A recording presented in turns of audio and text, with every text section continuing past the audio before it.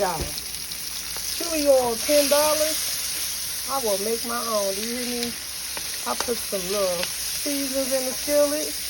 My red pepper flakes, some oil.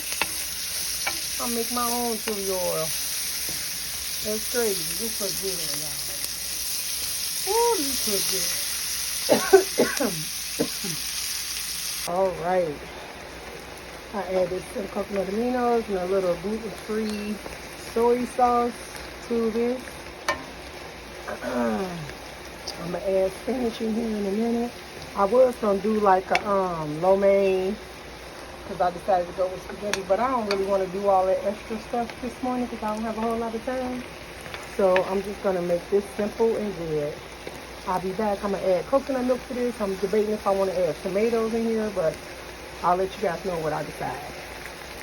As you can see, I added in the red tomatoes. Everything is good and tasty, and all the seasons and stuff are blended really well. Tastes so good. As you can see in this close-up, yeah, baby, it does not, pictures don't do it no justice. This was the bomb.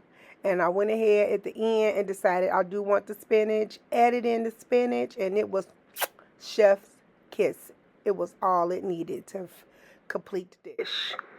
So you guys stay tuned for more to come. You guys keep watching, and I'm going to keep posting. Peace. Love you guys.